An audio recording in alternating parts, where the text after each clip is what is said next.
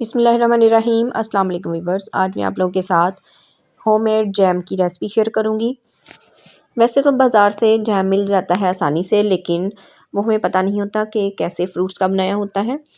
तो इसलिए हम अगर घर पे ख़ुद बनाएं अपनी आंखों के सामने फ़्रेश फ्रूट लेके, तो उसकी बात ही अलग है।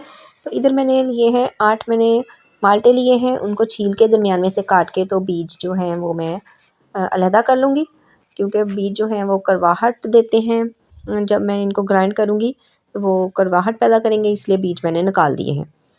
तो सारे माल्टों को मैंने छील के तो इस तरीके से उनको दरमियान में से काट लिया है और इनको ग्राइंड करूँगी। और दूसरा तरीका है, आप माल्टे को छीलें ना, अगर छीलते हुए आपको मुश्किल लगे तो आप ये दूसरा तरीका अपना लें।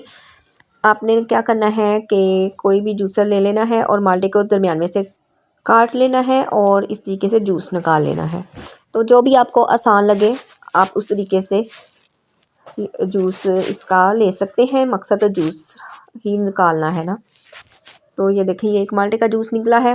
तो सारे माल्टे छील के मैंने जग में डाल दिए हैं और 1 कप इसमें मैंने पानी डाला है। पानी डाल के इसको ग्राइंड कर लूँगी, ठीक है। अब जो ये छिलके थे, छिलकों का ये वाइट जो हिस्सा होता है उसको मैंने इस तरीके से साफ़ कर लेना है। इस तरीके से अच्छे तरीके से वाइट हिस्सा उतार देना है और फिर इस तरीके से काट लेना है छिलकों को। तो अब जो माल्टे ग्राइंड किए थे मैंने, उसको मैं स्टेन कर लूँगी। 1 कप पानी डाला था और 8 माल्टे डाले थे और उनको मैंने ग्राइंड कर लिया था। तो ग्राइंड करने के बाद ये हमारा जूस जो है वो, ये देख लीजिए, इतना जूस जो है वो निकल आया है। तो अब हमने क्या करना है, अच्छे तरीके से स्टेन करना है दबा दबा के, ताकि बिल्कुल भी जूस जो है वो ज़ाया ना जाए। इस तरीके से ना अच्छे तरीके से दबा दबा के निकालना है जूस। और अब इसको हमें, ये जो जूस है इसको मैं पकने के लिए रख दूँगी। 2 कप जूस है तकरीबन, और इसमें ये जो हमने छिलके थे काटे वो डाल दूँगी। ये वाला जो स्टेप है ये ऑप्शनल है, छिलके आप डालना चाहें तो डालिएगा, अदरवाइज़ ये स्टेप स्किप कर दीजिएगा। 1 कप मैंने चीनी इसमें शामिल की है और अब इसको अच्छे तरीके से पका लेना है। पकाना इतना है कि ये पक पक के बिल्कुल जैम की शेप में आ जाए, मतलब गाढ़ा सा इसका टेक्सचर बन जाए। ये हमने पका पका के ही इसको गाढ़ा करना है और ये आराम से हो जाएगा गाढ़ा, ठीक है।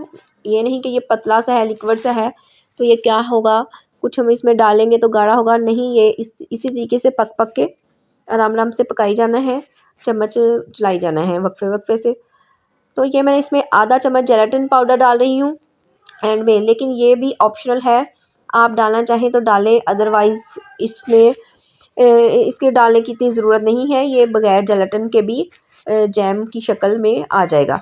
तो ये होता है इसको प्रिज़र्व करने के लिए या फिर इसको जमाने के लिए डालते हैं।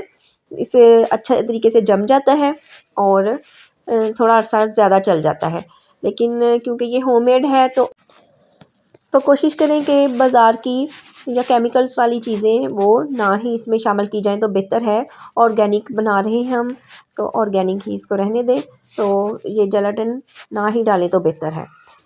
ये देखिए, इसकी कंसिस्टेंसी चेक करें और इसकी शक्ल देखें, बिल्कुल बाज़ार के जैम की तरह का बना है। इसका टेस्ट भी बिल्कुल वैसा है, कोई भी इसमें डिफरेंस नहीं लग रहा था बाज़ार का बना हुआ है कि घर का।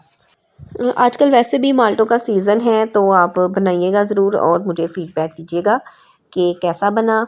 और मेरे चैनल को सब्सक्राइब करना मत भूलिएगा। वीडियो अच्छी लगी तो लाइक भी ज़रूर कीजिएगा।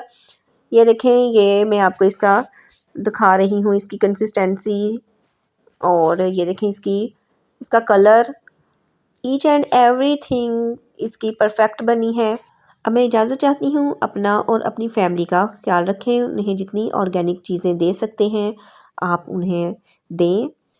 दुआओं में याद रखिएगा। नेक्स्ट वीडियो तक के लिए अल्लाह हाफिज़।